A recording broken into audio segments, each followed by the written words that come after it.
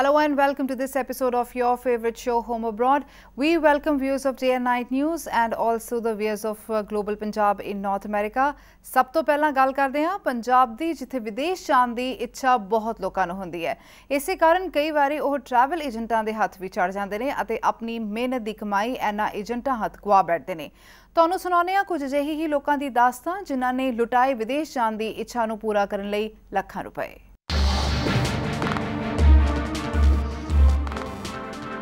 विदेश जान की चाह बहुत लोग रखते हैं, कदे शौकीया तौर उत्ते ते कदे मजबूरी कारण अपना मुल्क छड़ के प्रदेश जाना चाहते हैं ਅਤੇ ਉਹਨਾਂ ਦੀ ਇਹੀ ਮਜਬੂਰੀ ਦਾ ਫਾਇਦਾ ਚੁੱਕਦੇ ਨੇ ਟਰੈਵਲ ਏਜੰਟ, ਜੋ ਕਿ ਉਹਨਾਂ ਤੋਂ ਲੱਖਾਂ ਰੁਪਏ ਲੈ ਕੇ ਵਿਦੇਸ਼ ਭੇਜਣ ਦਾ ਚਾਂਸਾ ਦਿੰਦੇ ਨੇ ਅਤੇ ਫਿਰ ਟਰੈਵਲ ਏਜੰਟਾਂ ਦਾ ਕੋਈ ਅਤਾ ਪਤਾ ਹੀ ਨਹੀਂ ਲੱਗਦਾ। ਅਜਿਹਾ ਇੱਕ ਮਾਮਲਾ ਸਾਹਮਣੇ ਆਇਆ ਲੁਧਿਆਣਾ ਤੋਂ, ਜਿੱਥੇ ਸਿੰਘ ਨਗਰ ਦੇ ਰਹਿਣ ਵਾਲੇ ਕ੍ਰਿਸ਼ਨ ਕੁਮਾਰ ਟਰੈਵਲ ਏਜੰਟਾਂ ਹੱਥੋਂ ਲੱਖਾਂ ਰੁਪਏ ਗਵਾ ਬੈਠੇ ਹੈ। विदेश जाने ਲਈ ਉਸਨੇ ਜੈਮਲ ਸਿੰਘ ਰੋਡ ਉੱਤੇ ਸਥਿਤ ਇੱਕ ਟਰੈਵਲ ਏਜੰਸੀ ਨਾਲ ਸੰਪਰਕ ਕੀਤਾ। ਇਹ ਏਜੰਸੀ ਹਿਮਾਚਲ ਪ੍ਰਦੇਸ਼ ਨਾਲ ਸੰਬੰਧਿਤ ਨਿਤਿਨ ਕੁਮਾਰ ਅਤੇ ਸੁਰੇਸ਼ ਕੁਮਾਰ ਦੀ ਸੀ।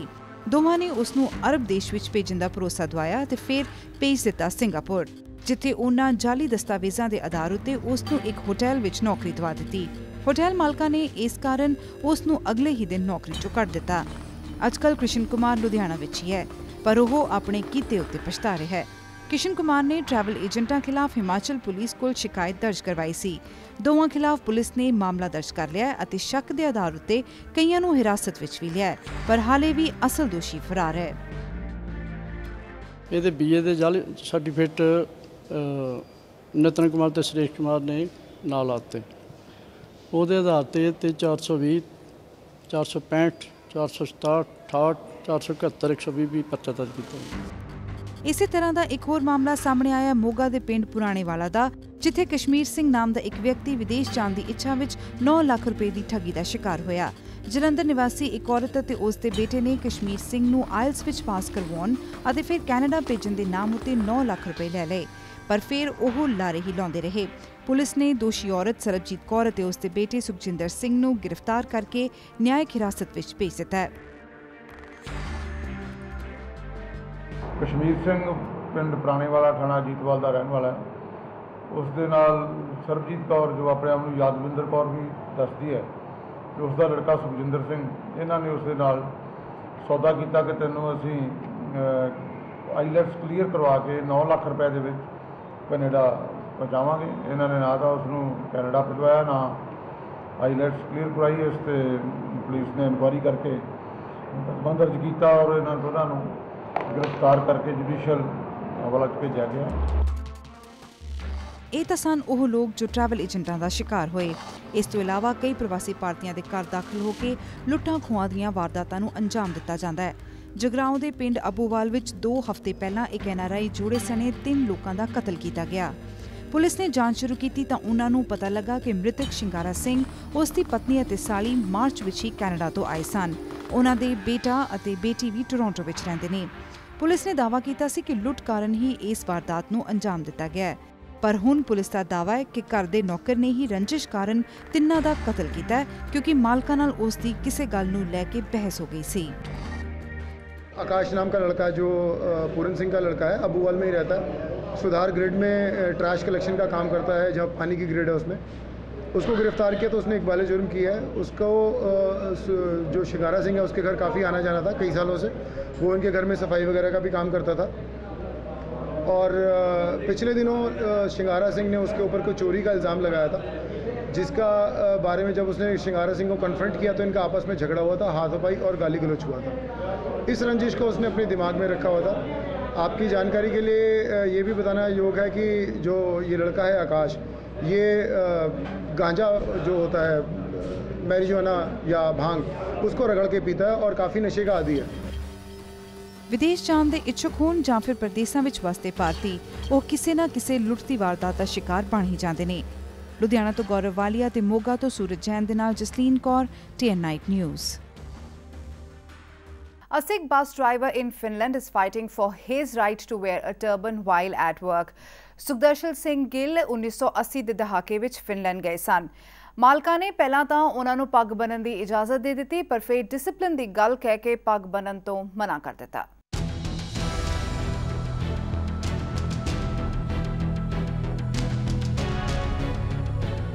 ਫਿਨਲੈਂਡ ਦਾ ਇੱਕ ਸਿੱਖ ਡਰਾਈਵਰ ਇਸ ਦੇਸ਼ 'ਚ ਕੰਮ ਦੌਰਾਨ ਪੱਗ ਬੰਨ੍ਹਣ ਦੇ ਆਪਣੇ ਹੱਕ ਲਈ ਲੜ ਰਿਹਾ ਹੈ। ਉਸ ਨੂੰ ਉਸ ਦੇ ਮਾਲਕ ਨੇ ਪੱਗ ਨਾ ਬੰਨ੍ਹਣ ਲਈ ਕਿਹਾ ਸੀ। ਦੇਸ਼ ਦੀ ਰਾਜਧਾਨੀ ਹੈਲਸਿੰਕੀ ਨੇੜੇ ਵਾਂਟਾ ਖੇਤਰ 'ਚ ਵਿਓਲੀਆ ਬੱਸ ਕੰਪਨੀ 'ਚ ਕੰਮ ਕਰਦੇ ਸੁਖਦਰਸ਼ਨ ਸਿੰਘ ਗਿੱਲ ਨੂੰ ਪੱਗ ਬੰਨ੍ਹਣ ਦੇ ਅਧਿਕਾਰ ਦੀ ਲੜਾਈ ਲੜਨੀ ਪੈ ਰਹੀ ਹੈ। ਉਹ 1980ਵਿਆਂ 'ਚ ਫਿਨਲੈਂਡ ਆਇਆ ਸੀ। ਉਹ ਇਸ ਸਕੈਂਡੀਨੇਵੀਆਈ ਮੁਲਕ 'ਚ ਆਉਣ ਵਾਲੇ ਪਹਿਲੇ ਸਿੱਖਾਂ 'ਚੋਂ ਸੀ। ਪਿਛਲੇ ਸਾਲ ਪੰਜਾਬ ਫੇਰੀ ਮਗਰੋਂ ਉਸਨੇ ਕੰਮ ਤੇ ਪੱਗ ਬੰਨ੍ਹ ਕੇ ਜਾਣ ਦਾ ਫੈਸਲਾ ਕਰ ਲਿਆ। 2 ਮਹੀਨੇ ਤਾਂ ਉਸ ਦਾ ਮਾਲਕ ਠੀਕ-ਠਾਕ ਰਿਹਾ, ਪਰ ਮਗਰੋਂ ਕੰਪਨੀ ਦੀ ਮੈਨੇਜਮੈਂਟ ਨੇ ਉਸ ਨੂੰ ਵਰਦੀ ਦੇ ਨਿਯਮਾਂ ਦੀ ਪਾਲਣਾ ਨਾ ਕਰਨ ਬਦਲੇ ਨੌਕਰੀਆਂ ਹਟਾ ਦਿੱਤਾ। ਫਿਨਿਸ਼ ਬ੍ਰਾਡਕਾਸਟਿੰਗ ਕੰਪਨੀ YLI ਨਾਲ ਗੱਲਬਾਤ ਕਰਦਿਆਂ ਗਿੱਲ ਨੇ ਕਿਹਾ ਕਿ ਪੱਗ ਬੰਨ੍ਹਣਾ ਉਸ ਦਾ ਅਧਿਕਾਰ ਹੈ। ਉਹ ਸਿੱਖ ਹੈ। ਇਸ ਨਾਲ ਹੋਰ ਧਰਮਾਂ ਨੂੰ ਵੀ ਕੋਈ ਮੁਸ਼ਕਲ ਨਹੀਂ ਹੈ। ਉਸਨੇ ਕਿਹਾ ਕਿ ਉਹ ਹੋਰਨਾਂ ਦੇ ਧਰਮਾਂ 'ਚ ਕੋਈ ਦਖਲ ਨਹੀਂ ਦਿੰਦਾ ਤੇ ਆਪਣੇ ਧਰਮ 'ਚ ਭਰੋਸਾ ਰੱਖਦਾ ਹੈ। ਸੁਖਦਰਸ਼ਨ ਸਿੰਘ ਗਿੱਲ ਦਾ ਕਹਿਣਾ ਹੈ ਕਿ ਨਾਰਵੇ ਅਤੇ ਸਵੀਡਨ, ਫਿਨਲੈਂਡ ਦੇ ਦੋਵੇਂ ਗਵਾਂਢੀ ਦੇਸ਼ਾਂ ਵਿੱਚ ਸਿੱਖ ਫੌਜੀਆਂ ਨੂੰ ਪੱਗ ਬੰਨ੍ਹਣ ਦੀ ਇਜਾਜ਼ਤ ਹੈ। ਫਿਰ ਫਿਨਲੈਂਡ ਵਿੱਚ ਪੱਗ ਬੰਨ੍ਹਣ ਦੀ ਇਜਾਜ਼ਤ ਕਿਉਂ ਨਹੀਂ ਦਿੱਤੀ ਜਾਂਦੀ? ਸੁਖਦਰਸ਼ਨ ਸਿੰਘ ਗਿੱਲ ਦਾ ਬੇਟਾ ਸੁਖ ਨਵਦੀਪ ਸਿੰਘ ਗਿੱਲ ਵੀ ਪੱਗ ਬੰਨ੍ਹਦਾ ਹੈ ਅਤੇ ਫੌਜ ਵਿੱਚ ਭਰਤੀ ਹੋਣ ਦਾ ਚਾਹਵਾਨ ਹੈ। Trade union confederation of Finland ਦੀ ਇੱਕ ਵਕੀਲ ਅਨੂ ਟੋਈਜਾ ਲੇਟੋ ਦਾ ਕਹਿਣਾ ਹੈ ਕਿ ਉਸ ਨੂੰ ਭਰੋਸਾ ਹੈ ਕਿ ਪੱਗ ਤੇ ਲਾਈ ਪਾਬੰਦੀ ਨੂੰ ਦਿੱਤੀ ਕਾਨੂੰਨੀ ਚੁਣੌਤੀ ਜ਼ਰੂਰ ਰੰਗ ਲਿਆਏਗੀ। Bureau report, day and night news. ਅਮਰੀਕਾ ਵਿੱਚ ਸਿੱਖਾਂ ਉੱਤੇ ਵਧਦੇ ਜਾ ਰਹੇ ਨਸਲੀ ਹਮਲਿਆਂ ਉੱਤੇ ਨਕੇਲ ਕੱਸਣ ਲਈ ਅਮਰੀਕਨ ਕਾਂਗਰੈਸ਼ਨਲ ਸਿੱਖ ਕਾਕਸ ਸੰਸਥਾ ਨੇ ਡਿਪਾਰਟਮੈਂਟ ਆਫ ਜਸਟਿਸ ਨੂੰ ਅਪੀਲ ਕੀਤੀ ਹੈ। American Sikh caucus calls on FBI to track hate crimes. ਉਹਨਾਂ ਨਸਲੀ ਹਮਲੇ ਵਿਰੋਧੀ ਰਿਪੋਰਟ ਵਿੱਚ ਹੇਟ ਕ੍ਰਾਈਮਸ ਨੂੰ ਸਿੱਖ ਵਿਰੋਧੀ ਨਸਲੀ ਹਮਲੇ ਵਰਗ ਵਿੱਚ ਸ਼ਾਮਲ ਕਰਨ ਲਈ ਕਿਹਾ ਹੈ। ਅਮਰੀਕਾ 'ਚ ਸਿੱਖਾਂ ਖਿਲਾਫ ਹੁੰਦੇ ਨਸਲੀ ਹਮਲਿਆਂ ਤੇ ਨਕੇਲ ਕੱਸਣ ਲਈ ਅਮਰੀਕਨ ਕਾਂਗਰੈਸ਼ਨਲ ਸਿੱਖ ਕਾਕਸ ਨਾਂ ਦੀ ਜਥੇਬੰਦੀ ਨੇ ਕਾਨੂੰਨੀ ਇਨਸਾਫ ਵਿਭਾਗ ਨੂੰ ਅਪੀਲ ਕੀਤੀ ਹੈ। ਉਹਨਾਂ ਨੇ ਕਿਹਾ ਕਿ ਨਸਲੀ ਹਮਲੇ ਵਿਰੋਧੀ ਰਿਪੋਰਟ ਵਿੱਚ ਸਿੱਖ ਵਿਰੋਧੀ ਨਸਲੀ ਹਮਲੇ ਵਰਗ ਵਿੱਚ ਸ਼ਾਮਲ ਕੀਤਾ ਜਾਏ। ਕਾਨੂੰਨੀ ਇਨਸਾਫ ਵਿਭਾਗ ਦੇ ਐਡਵਾਈਜ਼ਰੀ ਪਾਲਿਸੀ ਬੋਰਡ ਦੇ ਮੈਂਬਰਾਂ ਨੂੰ ਲਿਖੇ ਇੱਕ ਪੱਤਰ ਵਿੱਚ ਜਥੇਬੰਦੀ ਨੇ ਕਿਹਾ ਕਿ ਸਿੱਖਾਂ ਨੂੰ ਹਰ ਪੱਧਰ ਤੇ ਨਸਲੀ ਹਮਲਿਆਂ ਦਾ ਸਾਹਮਣਾ ਕਰਨਾ ਪੈਂਦਾ ਹੈ, ਭਾਵੇਂ ਉਹ ਸਕੂਲੀ ਪੱਧਰ ਤੇ ਹੋਵੇ ਜਾਂ ਫਿਰ ਤਾਨੇ ਮਿਹਣੇ ਜਾਂ ਫਿਰ ਹਿੰਸਕ ਹਮਲੇ। ਇਸ ਦੇ ਬਾਵਜੂਦ ਫਾਰਮ 1699 ਵਿੱਚ ਸਿੱਖਾਂ ਨੂੰ ਨਸਲੀ ਵਿਰੋਧੀ ਵਰਗ ਵਿੱਚ ਸ਼ਾਮਲ ਨਹੀਂ ਕੀਤਾ ਗਿਆ। ਇਹ ਵਰਗ ਸ਼ਾਮਲ ਕਰਨ ਨਾਲ ਸਿੱਖ ਵਿਰੋਧੀ ਹਮਲਿਆਂ ਤੇ ਨਕੇਲ ਕੱਸੀ ਜਾ ਸਕਦੀ ਹੈ ਅਤੇ ਲੋਕਾਂ ਨੂੰ ਵੀ ਇਹਨਾਂ ਅਪਰਾਧਾਂ ਪ੍ਰਤੀ ਜਾਗਰੂਕ ਕੀਤਾ ਜਾ ਸਕਦਾ ਹੈ। ਇਸ ਮਸਲੇ ਤੇ ਆਖਰੀ ਫੈਸਲਾ ਲੈਣ ਵਾਲੀ ਐਡਵਾਈਜ਼ਰੀ ਬੋਰਡ ਦੀ ਮੀਟਿੰਗ ਅਗਲੇ ਮਹੀਨੇ ਹੈ। ਕਾਂਗਰੈਸ਼ਨਲ ਸਿੱਖ ਕਾਕਸ ਜਥੇਬੰਦੀ ਜੋ ਕਿ ਪਿਛਲੇ ਮਹੀਨੇ 30 ਲਾਅ ਮੇਕਰਜ਼ ਵੱਲੋਂ ਸਥਾਪਿਤ ਕੀਤੀ ਗਈ ਸੀ, ਉਸ ਦੀ ਇਹ ਪਹਿਲੀ ਅਪੀਲ ਹੈ। ਇਸ ਸੰਸਥਾ ਦੇ 33 ਮੈਂਬਰ ਨੇ ਅਤੇ ਇਹਨਾਂ ਦਾ ਮੁੱਖ ਮਕਸਦ ਸਿੱਖ ਭਾਈਚਾਰੇ ਨਾਲ ਸੰਬੰਧਿਤ ਮਸਲਿਆਂ ਦਾ ਹੱਲ ਕੱਢਣਾ ਹੈ। ਕਾਨੂੰਨੀ ਇਨਸਾਫ ਵਿਭਾਗ ਨੂੰ ਲਿਖੇ ਪੱਤਰ ਵਿੱਚ ਜਥੇਬੰਦੀ ਨੇ ਓਕਰੀ ਗੁਰਦੁਆਰੇ ਤੇ ਹੋਏ ਹਮਲੇ ਦਾ ਹਵਾਲਾ ਦਿੱਤਾ ਹੈ, ਜਿਸ ਵਿੱਚ 6 ਵਿਅਕਤੀ ਮਾਰੇ ਗਏ ਸਨ। ਇਸ ਤੋਂ ਇਲਾਵਾ ਫ੍ਰੈਜ਼ਨੋ ਵਿੱਚ ਇੱਕ ਬਜ਼ੁਰਗ ਸਿੱਖ ਤੇ ਹੋਏ ਹਮਲੇ ਦਾ ਹਵਾਲਾ ਵੀ ਦਿੱਤਾ ਗਿਆ ਹੈ। ਇਸ ਤੋਂ ਇਲਾਵਾ ਅਮਰੀਕਾ ਵਿੱਚ ਵਸਦੇ ਸਿੱਖਾਂ ਤੇ ਕਈ ਸਾਲਾਂ ਤੋਂ ਨਸਲੀ ਹਮਲੇ ਕੀਤੇ ਜਾ ਰਹੇ ਨੇ, ਉਹਨਾਂ ਬਾਰੇ ਗੱਲ ਕੀਤੀ ਗਈ। ਸਿੱਖਾਂ ਖਿਲਾਫ ਹੁੰਦੇ ਹਮਲਿਆਂ ਤੇ ਕਾਬੂ ਪਾਉਣ ਲਈ ਕਾਨੂੰਨ ਦਾ ਸਹਾਰਾ ਲਿਆ ਜਾ ਸਕਦਾ ਹੈ। ਇਸ ਗੱਲ ਤੇ ਵਿਚਾਰ ਕੀਤਾ ਗਿਆ। ਦੋਵਾਂ ਹੀ ਹਮਲਿਆਂ ਵਿੱਚ ਸਮਾਨਤਾ ਇਹ ਸੀ ਕਿ ਦੋਵੇਂ ਹਮਲੇ ਨਫ਼ਰਤੀ ਸਨ ਅਤੇ ਅਗਿਆਨਤਾ ਕਾਰਨ ਵਾਪਰੇ ਸਨ। ਸਿੱਖਾਂ ਵਿਰੁੱਧ ਹੁੰਦੇ ਨਸਲੀ ਹਮਲਿਆਂ ਤੇ ਨਕੇਲ ਕੱਸਣ ਲਈ ਕਾਨੂੰਨ ਦੀ ਮਦਦ ਦੀ ਲੋੜ ਹੈ ਤਾਂ ਕਿ ਇਹਨਾਂ ਨੂੰ ਟਰੈਕ ਕੀਤਾ ਜਾ ਸਕੇ ਅਤੇ ਅਜਿਹੇ ਭਿਆਨਕ ਹਮਲਿਆਂ ਤੇ ਰੋਕ ਲਾਈ ਜਾ ਸਕੇ। ਇਸ ਤੋਂ ਇਲਾਵਾ ਅਮਰੀਕਨ ਸਿੱਖ ਕਾਂਗਰੈਸ਼ਨਲ ਕਾਕਸ ਵਿੱਚ ਭਾਰਤੀ ਅਮਰੀਕੀ ਕਾਂਗਰਸਮੈਨ ਐਮੀ ਬੇਰਾ ਨੂੰ ਵੀ ਸ਼ਾਮਲ ਕੀਤਾ ਗਿਆ ਹੈ। ਐਮੀ ਬੇਰਾ ਨੇ ਕਿਹਾ ਕਿ ਉਹ ਸਿਵਲ ਅਧਿਕਾਰਾਂ ਸੰਬੰਧੀ ਕੰਮ ਕਰਨਾ ਚਾਹੁੰਦੇ ਨੇ ਅਤੇ ਇਸੇ ਲਈ ਉਹ ਇਸ ਸੰਸਥਾ ਦੇ ਨਾਲ ਜੁੜੇ ਨੇ। Bureau report, day and night news. ਵਿਦੇਸ਼ਾਂ ਵਿੱਚ ਰਹਿੰਦੇ ਭਾਰਤੀਆਂ ਲਈ ਉਹਨਾਂ ਦੀਆਂ ਜ਼ਮੀਨਾਂ ਜਾਇਦਾਦਾਂ ਉੱਤੇ ਗੈਰ ਕਾਨੂੰਨੀ ਕਬਜ਼ਿਆਂ ਅਤੇ ਉਹਨਾਂ ਨੂੰ ਹੜਪ ਲੈਣ ਦਾ ਮਸਲਾ ਬਹੁਤ ਲੰਬੇ ਸਮੇਂ ਤੋਂ ਸਾਡਾ ਧਿਆਨ ਖਿੱਚ ਰਿਹਾ ਹੈ ਅਤੇ ਇਹ ਕਾਫੀ ਅਹਿਮ ਵੀ ਹੈ। ਇਹਨਾਂ ਤਕਲੀਫ ਦੇ ਹਾਲਾਤ ਵਿੱਚ ਪੰਜਾਬ ਦੇ NRIs ਆਪਣੇ ਇਹਨਾਂ ਮਸਲਿਆਂ ਲਈ ਕਚਹਿਰੀਆਂ ਦੇ ਨਾ ਮੁੱਕਣ ਵਾਲੇ ਚੱਕਰਾਂ ਵਿੱਚ ਫਸੇ ਹੋਏ ਨੇ। ਪੰਜਾਬ ਵਿੱਚ ਆਪਣੇ ਮੁਕੱਦਮਿਆਂ ਦੀ ਪੈਰਵਾਈ ਲਈ ਕੋਈ ਕਾਨੂੰਨੀ ਸਹਾਇਤਾ ਨਾ ਮਿਲਣ ਕਾਰਨ ਇਹਨਾਂ ਲੋਕਾਂ ਦੀ ਹਾਲਤ ਬਹੁਤ ਜ਼ਿਆਦਾ ਤਰਸਯੋਗ ਬਣੀ ਹੋਈ ਹੈ। ਤਾਂ ਆਓ ਜਾਣਨ ਅਤੇ ਸਮਝਣ ਦੀ ਕੋਸ਼ਿਸ਼ ਕਰਦੇ ਹਾਂ ਅਜਿਹੇ ਮਾਮਲਿਆਂ ਬਾਰੇ ਇੱਕ ਵਿਸ਼ੇਸ਼ ਮਾਹਰ ਕੋਲੋਂ ਕਿ ਵਿਦੇਸ਼ਾਂ ਵਿੱਚ ਵਸਦੇ ਲੋਕਾਂ ਦੀਆਂ ਗੈਰ ਕਾਨੂੰਨੀ ਢੰਗ ਨਾਲ ਦਬੀਆਂ ਗਈਆਂ ਜਾਇਦਾਦਾਂ ਦੇ ਮਸਲਿਆਂ ਨੂੰ ਕਿਵੇਂ ਸੁਲਝਾਇਆ ਜਾ ਸਕਦਾ ਹੈ।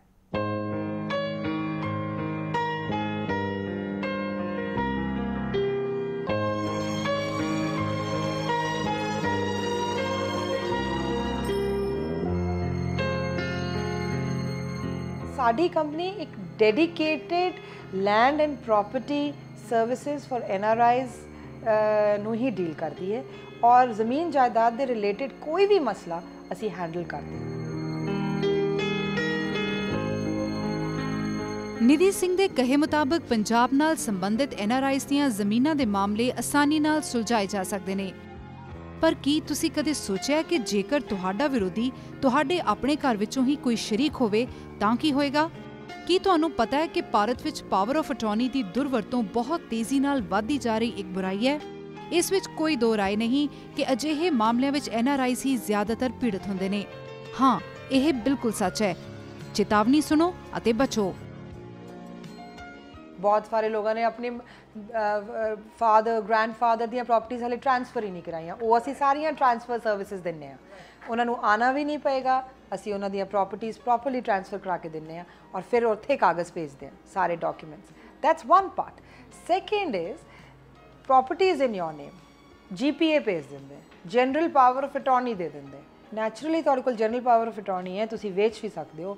ਵੇਚ ਕੇ ਉਹਦੇ ਬਾਅਦ ਪੈਸੇ ਉੱਥੇ ਗਏ ਕਿ ਨਹੀਂ। ਕਬਜ਼ੇ ਉਹਨਾਂ ਪ੍ਰੋਪਰਟੀਜ਼ ਤੇ ਹੁੰਦੇ ਹੈ ਜਿਹੜੇ ਲੋਕ ਦੂਸਰਿਆਂ ਤੇ ਬਹੁਤ ਜ਼ਿਆਦਾ ਟਰਸਟ ਕਰਦੇ। ਅਗਰ ਤੁਹਾਨੂੰ ਇੰਡੀਆ 'ਚ ਕੋਈ ਆ ਰਿਹਾ ਹੈ, ਜ਼ਿਆਦਾ ਆਪਣੇ ਵੱਲ ਖਿੱਚ ਰਿਹਾ ਹੈ, ਜ਼ਿਆਦਾ ਦਿਖਾ ਰਿਹਾ ਹੈ ਆਪਣਾਪਨ, ਪਹਿਲਾਂ ਹੀ ਡਰ ਜਾਓ ਕਿ ਇਹਦਾ ਕੋਈ ਨਾ ਕੋਈ ਜ਼ਰੂਰ ਮੋਟਿਵ ਹੋਏਗਾ। ਅਗਰ ਤੁਸੀਂ ਕੇਅਰ ਟੇਕਿੰਗ ਵਾਸਤੇ ਵੀ ਦੇ ਰਹੇ ਹੋ, ਟੈਨੈਂਟ ਵੀ ਨਹੀਂ ਹੈ, ਉਹ ਕਿਰਾਏਦਾਰ ਨਹੀਂ ਹੈ, ਇੱਦਾਂ ਹੀ ਕੋਈ ਦੇਖਭਾਲ ਲਈ ਦੇ, ਉਹਦੇ ਲਈ ਵੀ under law we have a leave license agreement. ਉਹ ਕਰਕੇ ਉਹਨੂੰ ਪ੍ਰੋਪਰਟੀ 'ਚ ਘੁਸਾਓ। ਸੈਕੰਡ, ਮੇਕ ਸ਼ੋਰ ਜੋ ਵੀ ਤੁਹਾਡੀ ਪ੍ਰੋਪਰਟੀ 'ਚ ਹੈ ਉਹ ਜ਼ਿਆਦਾ ਦੇਰ ਉੱਥੇ ਨਾ ਰਹੇ। ਬਾਰ-ਬਾਰ ਅਗਰ ਟੈਨੈਂਟ ਹੈ ਤੁਹਾਡਾ, ਉਹਨੂੰ ਚੇਂਜ ਕਰਦੇ ਰਹੋ। 11 ਮਹੀਨੇ ਦੀ ਲੀਜ਼ ਤੋਂ ਜ਼ਿਆਦਾ ਕਦੀ ਲੀਜ਼ ਨਾ ਕਰੋ। ਤੁਸੀਂ ਵਿਦੇਸ਼ ਵਿੱਚ ਰਹਿੰਦੇ ਹੋ, ਤੁਸੀਂ ਨੌਕਰੀ ਕਰਦੇ ਹੋ ਅਤੇ ਇੱਕ ਪਰਿਵਾਰ ਦੀ ਦੇਖਭਾਲ ਕਰ ਰਹੇ ਹੋ। ਇਸ ਦੇ ਨਾਲ ਹੀ ਤੁਹਾਡੇ ਚੰਗੇ ਖਾਸੇ ਦੋਸਤ ਵੀ ਨੇ ਜਿਨ੍ਹਾਂ ਨਾਲ ਤੁਸੀਂ ਸਮਾਜਿਕ ਤੌਰ ਤੇ ਵਿਚਰਦੇ ਹੋ। ਅਜਿਹੇ ਵਿੱਚ ਤੁਹਾਡੇ ਲਈ ਬੇਰੋਕ-ਟੋਕ ਭਾਰਤ ਆਉਣਾ ਅਤੇ ਦੇਸ਼ ਵਿੱਚ ਲੰਮਾ ਸਮਾਂ ਚੱਲਣ ਵਾਲੇ ਕਾਨੂੰਨੀ ਮਾਮਲਿਆਂ ਵਿੱਚ ਉਲਝਣਾ ਸੌਖਾ ਕੰਮ ਨਹੀਂ ਹੈ। ਨਿਧੀ ਸਿੰਘ ਕੋਲ ਤੁਹਾਡੇ ਸਾਰੇ ਮਾਮਲਿਆਂ ਅਤੇ ਚਿੰਤਾਵਾਂ ਦਾ ਹੱਲ ਹੈ। NRI legal services is a complete solution provider. ਤੁਹਾਨੂੰ ਸਿਰਫ ਇੰਨਾ ਦੱਸਣਾ ਹੈ ਕਿ ਤੁਹਾਡੀ ਪ੍ਰਾਪਰਟੀ ਕਿੱਥੇ ਹੈ ਔਰ ਉਹਦੇ ਬਾਅਦ ਉਹਦੀ A to Z ਉਹਦਾ ਸੋਲੂਸ਼ਨ ਕੱਢ ਕੇ ਉਹਦੇ 'ਚ ਕੀ ਕਰਨਾ ਹੈ, ਕੀ ਸਟੇजेस ਇਨਵੋਲਵਡ ਹੈ, ਰਾਈਟ ਫਰਮ ਆਬਟੇਨਿੰਗ ਦ ਡਾਕੂਮੈਂਟਸ, ਪਟਵਾਰੀਆਂ ਦੇ ਕੋਲ ਜਾਣਾ, ਰੈਵਨਿਊ ਰਿਕਾਰਡ ਕਢਵਾਉਣਾ, ਉਹਦੇ ਤੇ ਰਿਪੋਰਟ ਬਣਵਾ ਕੇ ਦੇਖਣਾ ਸਾਨੂੰ ਫਾਈਲ ਕੀ ਕਰਨਾ ਹੈ। ਸਾਡੇ ਕੋਲ ਐਸੇ ਲੋਕ ਆਏ ਜਿਨ੍ਹਾਂ ਨੂੰ ਇਹ ਵੀ ਨਹੀਂ ਪਤਾ ਸੀਗਾ ਕਿ ਪ੍ਰਾਪਰਟੀ ਹੈ ਕਿੱਥੇ, ਜਸਟ ਅ ਵੇਗ ਆਈਡੀਆ ਹੈ ਔਰ ਅੱਜ ਉਹ ਉਸ ਪ੍ਰਾਪਰਟੀ ਦੇ ਪ੍ਰੋਪਰ ਓਨਰਸ, ਪੂਰਾ ਪੋਜੈਸ਼ਨ ਔਰ ਉਹ ਪ੍ਰਾਪਰਟੀ ਉਹਨਾਂ ਦੇ ਕਬਜ਼ੇ 'ਚ ਹੈ। NRIs ਨੂੰ ਇਸ ਗੱਲ ਦਾ ਵੱਡਾ ਨੁਕਸਾਨ ਹੁੰਦਾ ਹੈ ਕਿ ਉਹ ਆਪਣੇ ਮੁਲਕ ਤੋਂ ਬਹੁਤ ਜ਼ਿਆਦਾ ਦੂਰੀ ਤੇ ਰਹਿੰਦੇ ਨੇ ਅਤੇ ਭਾਰਤ ਵਿੱਚ ਸਿਵਲ ਮੁਕੱਦਮਿਆਂ ਵਿੱਚ ਫੈਸਲੇ ਆਉਂਦਿਆਂ 15 ਤੋਂ 20 ਸਾਲ ਤੱਕ ਦਾ ਸਮਾਂ ਲੱਗ ਜਾਂਦਾ ਹੈ। ਸਾਡੇ ਮੁਲਕ ਦੇ ਕਾਨੂੰਨੀ ਸਿਸਟਮ ਵਿੱਚ ਮੁਕੱਦਮਿਆਂ ਦੀ ਗਿਣਤੀ ਵੱਧ ਹੋਣ ਕਾਰਨ ਕਈ ਵਾਰ ਤਾਂ 15-20 ਸਾਲਾਂ ਤੋਂ ਵੀ ਜ਼ਿਆਦਾ ਸਮਾਂ ਲੱਗ ਜਾਂਦਾ ਹੈ। ਅਗਰ ਲੀਗਲ ਰਾਈਟ ਹੈ ਔਰ ਤੁਸੀਂ ਕੋਰਟ 'ਚ ਜਾ ਰਹੇ ਹੋ, ਉਹਦੇ 'ਚ ਸਿਸਟਮ 'ਚ ਡਿਲੇ ਹੈ, well that delay is in everything in India. ਔਰ ਅਸੀਂ 1 ਬਿਲੀਅਨ ਪਲੱਸ ਪੀਪਲ ਦੀ ਕੰਟਰੀ ਹੈ। ਸੌਰੀ, ਸਾਡੇ ਸਿਸਟਮਸ ਇੱਥੇ ਹੈ ਸਲੋ। ਤੁਹਾਨੂੰ ਖੁਦ ਅਲਰਟ ਹੋਣਾ ਚਾਹੀਦਾ ਹੈ, ਤੁਹਾਨੂੰ ਖੁਦ ਨੌਲੇਜ ਹੋਣੀ ਚਾਹੀਦੀ ਹੈ। Not knowing the law is no excuse. ਤੁਸੀਂ ਕਿਸੇ ਨੂੰ ਟਰਸਟ ਕਰ ਰਹੇ ਹੋ, ਉਸ ਬੰਦੇ ਨੇ ਤੁਹਾਨੂੰ ਠੱਗੀ ਮਾਰ ਲਈ, ਇਹਦੇ 'ਚ ਲਾਅ ਦੀ ਵੀਕਨੈਸ ਕਿੱਥੋਂ ਆ ਗਈ? ਮੈਂ ਆਮ ਦੇਖਿਆ ਹੈ ਕਿ ਲੋਕ ਇੰਡੀਆ ਨੂੰ ਬਹੁਤ ਬਲੇਮ ਕਰਦੇ। ਮੈਨੂੰ ਦੱਸੋ ਕਿ ਤੁਹਾਡਾ ਅਗਰ ਕਜ਼ਨ ਜਾਂ ਤੁਹਾਡਾ ਆਪਣਾ ਬ੍ਰਦਰ ਜਾਂ ਤੁਹਾਡਾ ਆਪਣਾ ਭਰਾ ਜਾਂ ਕੋਈ ਹੋਰ ਰਿਸ਼ਤੇਦਾਰਾਂ ਨੇ ਤੁਹਾਡੇ ਨਾਲ ਕੋਈ ਠੱਗੀ ਮਾਰੀ ਹੈ, ਤੁਸੀਂ ਪੂਰੀ ਇੰਡੀਆ ਨੂੰ ਹੀ ਬਲੇਮ ਕਰਨ ਲੱਗ ਜਾਂਦੇ ਹੋ। ਇੱਕ ਦਹਾਕੇ ਤੋਂ ਵੱਧ ਦੇ ਸਮੇਂ ਤੋਂ ਨਿਧੀ ਸਿੰਘ ਅਤੇ ਉਹਨਾਂ ਦੀ ਟੀਮ NRIs ਨਾਲ ਸੰਬੰਧਿਤ ਅਜਿਹੇ ਮਾਮਲਿਆਂ ਨਾਲ ਨਿਪਟਦਿਆਂ ਉਹਨਾਂ ਦੀਆਂ ਜ਼ਮੀਨਾਂ ਅਤੇ ਹੱਕ ਹਕੂਕ ਨੂੰ ਬਚਾਉਣ ਲਈ ਹੁਣ ਪੂਰੀ ਤਰ੍ਹਾਂ ਤਜਰਬੇਕਾਰ ਹੋ ਚੁੱਕੀ ਹੈ। ਜਿੰਨੇ ਸਾਡੇ ਕੈਨੇਡਾ, US, UK 'ਚ ਆਫਿਸਿਸ ਨੇ, ਉਹ ਸਿਰਫ ਆਫਿਸਿਸ ਨਹੀਂ ਹੈ, ਉਹ ਇੱਕ ਟੈਲੀਲੀਗਲ ਸੈਂਟਰਸ ਹੈ। ਸਾਡੇ ਆਫਿਸ 'ਚ ਕੋਈ ਵੀ ਉੱਥੇ ਆਏ, ਟੋਰਾਂਟੋ, ਵੈਨਕੂਵਰ, ਲੰਡਨ, ਕੋਈ ਵੀ ਆਏ, ਉਹ ਡਾਇਰੈਕਟ ਵੀਡੀਓ ਕਾਨਫਰੰਸ ਦੇ ਨਾਲ ਸਾਡੇ ਨਾਲ ਸਾਰੀ ਕੇਸ ਦੀ ਡਿਸਕਸ਼ਨ, ਡਾਕੂਮੈਂਟਸ ਉਸੇ ਵਕਤ ਸਕੈਨ ਕਰਕੇ ਆ ਜਾਂਦੇ ਨੇ। ਅਸੀਂ ਉੱਥੇ ਹੀ ਉਹਨਾਂ ਨੂੰ ਐਡਵਾਈਸ ਦਿੰਦੇ ਹਾਂ, ਸਾਰਾ ਦੱਸਦੇ ਹਾਂ ਕੀ ਕਰਨਾ ਹੈ ਇਸ ਕੇਸ 'ਚ ਔਰ ਉੱਥੇ ਹੀ ਉਹ ਸਾਨੂੰ ਹਾਇਰ ਕਰਦੇ ਨੇ। ਸਾਡਾ ਬਹੁਤ ਜ਼ਬਰਦਸਤ ਕੇਸ ਮੈਨੇਜਮੈਂਟ ਸਿਸਟਮ ਹੈ ਜੋ ਇੰਟਰਨੈਟ 'ਤੇ ਬਹੁਤ ਹੀ ਐਡਵਾਂਸ ਲੈਵਲ 'ਤੇ ਹੈ। ਇਨਫੈਕਟ ਸਾਡੇ ਇੱਥੇ ਆਫਿਸ 'ਚ ਤੁਸੀਂ ਦੇਖਿਆ ਹੈ ਕਿ 25 ਪੀਪਲ ਆਰ ਓਨਲੀ ਵਰਕਿੰਗ ਜੋ ਕਿ ਅਪਡੇਟਸ ਪ੍ਰੋਵਾਈਡ ਕਰਦੇ ਨੇ ਕਿ ਕਿਹੜੀ ਤਰੀਕ ਲੱਗੀ, ਉਸ ਤਰੀਕ ਤੇ ਕੀ ਹੋਇਆ, ਅਗਲੀ ਤਰੀਕ ਕਿਹੜੀ ਹੈ। ਇਸ ਲਈ ਹਾਲਾਤ ਇਸ ਹੱਦ ਤੱਕ ਭਿਆਨਕ ਹੋ ਚੁੱਕੇ ਨੇ ਕਿ ਕਈ ਲੋਕ ਆਪਣੀਆਂ ਜ਼ਮੀਨਾਂ ਨੂੰ ਸਦਾ ਲਈ ਵੇਚਣ ਦੀ ਯੋਜਨਾ ਬਣਾ ਰਹੇ ਨੇ। ਪਰ ਇੱਥੇ ਤੁਹਾਡੀ ਸਹਾਇਤਾ ਲਈ ਹੈ ਨਿਧੀ ਸਿੰਘ ਅਤੇ ਉਸ ਦੀ ਜ਼ਿੰਦਗੀ ਦਾ ਟੀਚਾ ਹੈ NRI ਲੀਗਲ ਸਰਵਿਸਿਜ਼। ਨਿਧੀ ਸਿੰਘ ਨੇ ਇਹ ਨਿਸ਼ਚੈ ਕਰ ਲਿਆ ਕਿ ਇਸ ਵੱਡੇ ਕਾਰਜ ਨੂੰ ਕਰਨ ਲਈ ਅਤੇ ਇਸ ਨੂੰ ਨੇਪਰੇ ਚਾੜਨ ਲਈ ਉਹ ਚੜ੍ਹਦੀ ਕਲਾ ਵਿੱਚ ਹੈ। ਸਹੀ ਕੀ ਹੈ, ਗਲਤ ਕੀ ਹੈ, ਇੱਕ ਜਦੋਂ ਤੁਸੀਂ ਮੇਰੇ ਕੋਲ ਇੱਕ ਪ੍ਰੋਬਲਮ ਲੈ ਕੇ ਆਉਂਦੇ ਹੋ, ਮੇਰਾ ਫਰਜ਼ ਹੈ ਤੁਹਾਨੂੰ ਹੈਲਪ ਕਰਨਾ। ਮੈਂ ਇਸੇ ਤਰ੍ਹਾਂ ਮੈਂ ਆਪਣੇ ਕਲਾਇੰਟ ਦੀ ਹੈਲਪ ਕਰਦੀ ਹਾਂ। ਕਈ ਵਾਰੀ ਲੋਕ ਕਹਿੰਦੇ ਲਾਇਰਸ ਕਦੀ ਸੱਚ ਨਹੀਂ ਬੋਲਦੇ ਜੀ, ਝੂਠੇ ਹੀ ਹੁੰਦੇ ਨੇ, ਵਕੀਲ ਹਮੇਸ਼ਾ ਝੂਠੇ। ਹਾਂ, ਵਕੀਲ ਹਮੇਸ਼ਾ ਝੂਠੇ ਹੁੰਦੇ ਨੇ। ਹਾਂ, ਮੈਂ ਵੀ ਝੂਠੀ ਹਾਂ। अगर मैनू अपने क्लाइंट नू बचाने लिए झूठ बोलना पैंदा है तो मैं वो झूठ एक बारी नहीं 100 बारी बोलांगी और बोलांगी, क्योंकि मेरा फ़र्ज़ यही है और वो मैं निभा रही हूँ। हुण आ गई दूसरी गल, लॉयर्स की करते हैं, गलत की है। गलत ये है कि साडी कंट्री च क्योंकि कोई अकाउंटेबिलिटी नहीं है, वकीलों नू छड्डो, डॉक्टर्स देख लो, IAS ऑफिसर्स देख लो, जजेस देख लो, जो गलत है वो तो गलत ही है और जो सही है वो सही है। जज की जो रोल है, सारे जजेस वो रोल नहीं निभा रहे, we all know this is a fact. Doctors ज़्यादा रोल है, medical care, medical health India च की है, एवरीबडी नोज अबाउट इट। वो ओथ उन्होंने लीती नहीं होंगी, पर वो ओथ के हिसाब नाल नहीं चलते, मैं उन्होंने गलत कहांगी। ਨਿਧੀ ਸਿੰਘ ਦੇ ਅਜਿਹੇ ਨਿਸ਼ਚੇ ਨੂੰ ਵੇਖ ਸਾਨੂੰ ਹੈਰਾਨੀ ਹੁੰਦੀ ਹੈ। ਜਦੋਂ ਉਹਨਾਂ ਨੂੰ ਪੁੱਛਿਆ ਗਿਆ ਕਿ ਉਹਨਾਂ ਨੂੰ ਇਹ ਸਭ ਕਰਨ ਦੀ ਪ੍ਰੇਰਣਾ ਕਿੱਥੋਂ ਮਿਲੀ ਤਾਂ ਉਹਨਾਂ ਨੇ ਸਾਨੂੰ ਦੱਸਿਆ ਕਿ ਪਰਿਵਾਰਕ ਵਚਨਬੱਧਤਾ ਉਹਨਾਂ ਲਈ ਸਭ ਤੋਂ ਪਹਿਲਾਂ ਹੈ, ਪਰ ਉਹ ਖੁਸ਼ਕਿਸਮਤ ਹੈ ਕਿ ਜ਼ਿੰਦਗੀ ਦੇ ਹਰ ਮੋੜ ਤੇ ਉਹਨਾਂ ਨੂੰ ਪਰਿਵਾਰ ਕੋਲੋਂ ਮਦਦ ਮਿਲੀ ਅਤੇ ਇਸੇ ਕਾਰਨ ਉਹ ਆਪਣੀ ਜ਼ਿੰਦਗੀ ਦੇ ਟੀਚੇ ਨੂੰ ਪੂਰਾ ਕਰਨ ਵਿੱਚ ਲੱਗੇ ਹੋਏ ਨੇ, ਭਾਵ ਉਹਨਾਂ ਲੋਕਾਂ ਦੀ ਮਦਦ ਕਰਨੀ ਜਿਨ੍ਹਾਂ ਦੀ ਮਦਦ ਲਈ ਕੋਈ ਨਹੀਂ ਹੈ। फैमिली इकट्ठे होने के कारण बहुत ही एंकर्ड और बहुत ही सपोर्टिव रोल सबने प्ले किया कि मैं इन्नी लंबी अरसे तो मैं काम कर सकी।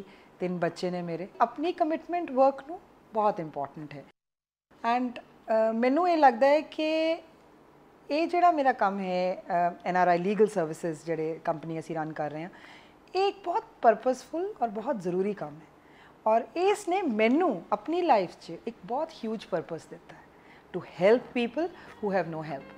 सो ये बड़ा सैटिस्फाइंग है प्रोफेशन मेरे लिए।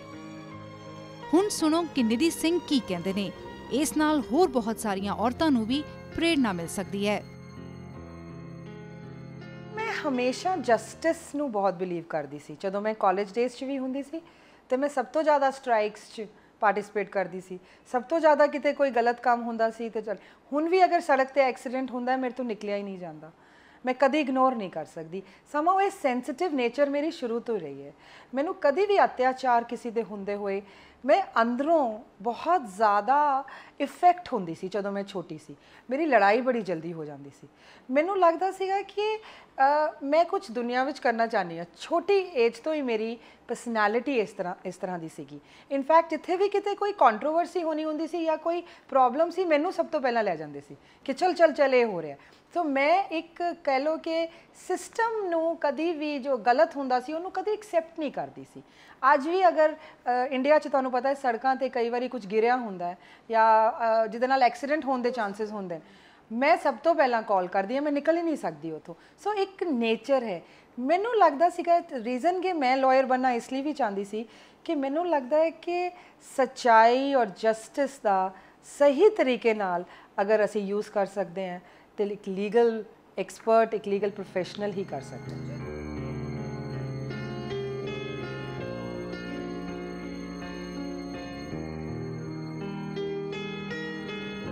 ਇੰਗਲੈਂਡ ਵਿੱਚ ਪੜ੍ਹਦੇ ਸਿੱਖ ਬੱਚਿਆਂ ਲਈ ਇੱਕ ਖੁਸ਼ਖਬਰੀ ਹੈ। ਬ੍ਰਿਟਿਸ਼ ਸਰਕਾਰ ਨੇ 2 ਸਿੱਖ ਸਕੂਲ ਖੋਲ੍ਹਣ ਨੂੰ ਪ੍ਰਵਾਨਗੀ ਦੇ ਦਿੱਤੀ ਹੈ। ਇਹਨਾਂ ਸਕੂਲਾਂ ਵਿੱਚ 50% ਸੀਟਾਂ ਸਿੱਖ ਬੱਚਿਆਂ ਲਈ ਰਾਖਵੀਆਂ ਹੋਣਗੀਆਂ ਅਤੇ ਇਹਨਾਂ ਸਕੂਲਾਂ ਨੂੰ ਫੰਡ ਸੂਬਾ ਸਰਕਾਰ ਵੱਲੋਂ ਦਿੱਤੇ ਜਾਣਗੇ। ਬ੍ਰਿਟਿਸ਼ ਸਰਕਾਰ ਨੇ 15 ਫੇਥ ਸਕੂਲਾਂ ਨੂੰ ਪ੍ਰਵਾਨਗੀ ਦੇ ਦਿੱਤੀ ਹੈ, ਜਿਨ੍ਹਾਂ ਵਿੱਚ 2 ਸਿੱਖ ਅਤੇ 6 ਮੁਸਲਿਮ ਸਕੂਲ ਸ਼ਾਮਲ ਨੇ। UK ਸਿੱਖਿਆ ਸਕੱਤਰ ਮਾਈਕਲ ਗੋਵ ਨੇ 102 ਨਵੇਂ ਮੁਫਤ ਸਕੂਲਾਂ ਨੂੰ ਪ੍ਰਵਾਨਗੀ ਦਿੱਤੀ ਹੈ। ਇਹਨਾਂ ਸਕੂਲਾਂ ਨੂੰ ਸੂਬਾ ਸਰਕਾਰ ਵੱਲੋਂ ਫੰਡ ਦਿੱਤੇ ਜਾਣਗੇ। ਫੇਥ ਸਕੂਲਾਂ ਵਿੱਚ ਧਰਮ ਦੇ ਆਧਾਰ ਤੇ 50% ਬੱਚਿਆਂ ਨੂੰ ਦਾਖਲਾ ਮਿਲ ਸਕਦਾ ਹੈ। ਸੇਵਾ ਸਕੂਲ ਜੋ ਕਿ ਇੰਗਲੈਂਡ ਦੇ ਵੈਸਟ ਮਿਡਲੈਂਡਸ ਵਿੱਚ ਸਥਾਪਿਤ ਕੀਤਾ ਜਾਏਗਾ, ਇਸ ਵਿੱਚ ਮੁੰਡੇ ਕੁੜੀਆਂ ਇਕੱਠੇ ਪੜ੍ਹ ਸਕਣਗੇ ਅਤੇ ਦੂਜਾ ਸਿੱਖ school ਫੈਲਕਨਸ primary school East Midlands ਵਿੱਚ ਸਥਾਪਿਤ ਕੀਤਾ ਜਾਏਗਾ ਅਤੇ ਇਸ ਵਿੱਚ ਸਿੱਖ ਧਰਮ ਨਾਲ ਸੰਬੰਧਿਤ ਸਿੱਖਿਆ ਤੇ ਖਾਸ ਤੌਰ ਤੇ ਜ਼ੋਰ ਦਿੱਤਾ ਜਾਏਗਾ। ਸਤੰਬਰ 2014 ਨੂੰ ਖੋਲ੍ਹੇ ਜਾਣ ਵਾਲੇ ਸਿੱਖ ਸਕੂਲ ਵਿੱਚ ਹਾਲਾਂਕਿ ਹਰ ਧਰਮ ਦੇ ਵਿਦਿਆਰਥੀ ਦਾਖਲਾ ਲੈ ਸਕਦੇ ਨੇ, ਪਰ 50% ਸੀਟਾਂ ਸਿੱਖ ਬੱਚਿਆਂ ਲਈ ਰਾਖਵੀਆਂ ਰੱਖੀਆਂ ਗਈਆਂ ਨੇ ਅਤੇ ਇਸ ਵਿੱਚ ਸਿਰਫ ਸ਼ਾਕਾਹਾਰੀ ਖਾਣਾ ਹੀ ਦਿੱਤਾ ਜਾਏਗਾ। UK ਵਿੱਚ ਮੁਫਤ ਸਕੂਲ ਟੀਚਰਸ ਅਤੇ ਪੇਰੈਂਟਸ ਵੱਲੋਂ ਹੀ ਸਥਾਪਿਤ ਕੀਤੇ ਜਾਂਦੇ ਨੇ, ਪਰ ਇਹਨਾਂ ਦਾ ਖਰਚਾ ਸਰਕਾਰ ਦਿੰਦੀ ਹੈ। इन्हां स्कूलों ਨੂੰ ਅਧਿਕਾਰ ਹੁੰਦਾ ਹੈ ਕਿ ਇਹ ਤੈਅ ਕਰਨ ਕਿ ਕਿੰਨੇ ਘੰਟੇ ਸਕੂਲ ਵਿੱਚ ਪੜਾਉਣਾ ਹੈ। Bureau report day and night news. इस हफ्ते न्यूयॉर्क विच कई बॉलीवुड सितारे पहुंचे जिथे धर्मिंदर, सनी देओल और बॉबी देओल अपनी फिल्म यमला पगला दीवाना 2 की प्रमोशन लिए पहुंचे। उत्थे ही डायरैक्टर कम प्रोड्यूसर मधुर भंडारकर अपनी पत्नी नाल न्यूयॉर्क विच पहुंचे। न्यूयॉर्क विच इन्हां दा भरवां स्वागत किया गया।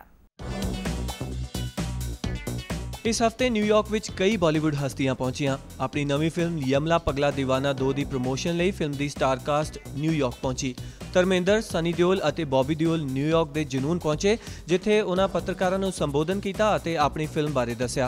देओल परिवार के न्यूयॉर्क पहुंचने तो सिद्ध होंदा है कि बॉलीवुड ते ग्लोबलाइजेशन का असर पैण लग पिया है। इस मौके धर्मेंद्र ने कहा कि उन्होंने इत्थे आके बहुत खुशी मिली है। उन्होंने उम्मीद प्रगट की कि यमला पगला दीवाना 2 भी पहली फिल्म वाग ही लोग पसंद करनगे। यमला पगला दीवाना 2 7 जून को रिलीज़ होने जा रही है। इन्हां तो इलावा डायरैक्टर और प्रोड्यूसर मधुर भंडारकर भी न्यूयॉर्क पहुंचे। इस मौके डेब्यूटेंट डायरैक्टर जोई राजन भी उन्हां दे नाल मौजूद सन। पत्नी रेनू नाबुदरी और बेटी सिद्धि नाल न्यूयॉर्क पहुंचे मधुर भंडारकर का भरवां स्वागत किया गया। पत्रकारां नाल गलबात दौरान उन्होंने कहा कि वह दिल तो बच्चा है जिहदा सीक्वल बना सकते हैं। इस हफ्ते न्यूयॉर्क बॉलीवुड सितारियां दे नाल चमकिया और न्यूयॉर्क निवासी भी अपने मुल्क के सितारे देख के काफ़ी खुश नजर आए। Bureau report day and night news. ते हुण एक नज़र वर्ल्ड वैदर फोरकास्ट ते। न्यूयॉर्क विच आउण वाले हफ्ते दौरान बदल छाए रहणगे ਅਤੇ ਬਾਰਿਸ਼ ਦੀ ਵੀ ਉਮੀਦ ਕੀਤੀ ਜਾ ਸਕਦੀ ਹੈ। The temperature is expected to range between 11 and 28 degrees Celsius.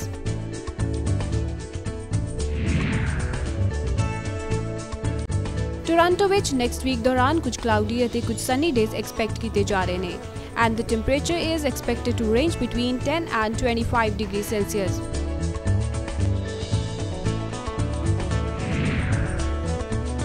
Vancouver ਵਿੱਚ ਆਉਣ ਵਾਲੇ ਵੀਕ ਕਲਾਉਡੀ ਡੇਜ਼ ਐਕਸਪੈਕਟ ਕੀਤੇ ਜਾ ਰਹੇ ਨੇ ਅਤੇ ਬਾਰਿਸ਼ ਹੋਣ ਦੀ ਵੀ ਉਮੀਦ ਹੈ and the temperature is expected to range between 11 and 18 degrees Celsius.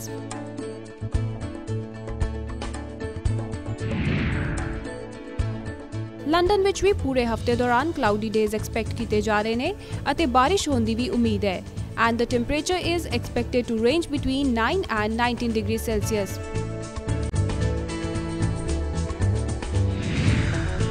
Sydney Australia ਵਿੱਚ ਵੀ ਪੂਰੇ ਨੈਕਸਟ ਵੀਕ ਬਾਰਿਸ਼ ਹੋਣ ਦੀ ਉਮੀਦ ਹੈ ਅਤੇ ਬੱਦਲ ਛਾਏ ਰਹਿਣਗੇ and the temperature is expected to range between 13 and 22 degrees Celsius. And with that, it's a wrap on this edition of Home Abroad. For feedback and suggestions, you can write to us at editor@dayandnightnews.com or call us at 0172 5043 You can also SMS us at 981 560 6061. For latest news and updates, keep watching Day and Night News. Thanks for watching. खबरां दी दुनिया विच आओ साडे नाल कदे भी ते कितों भी जुड़ो। ਆਪਾਂ ਮਿਲਾਂਗੇ ਫੇਸਬੁੱਕ ਤੇ, ਅਸੀਂ ਦਿਖਾਂਗੇ YouTube ਤੇ, ਸਾਨੂੰ ਫੋਲੋ ਕਰੋ ਟਵਿੱਟਰ ਤੇ। ਖਬਰਾਂ ਨਾਲ ਜੁੜੇ ਰਹੋ ਦਿਨ ਰਾਤ।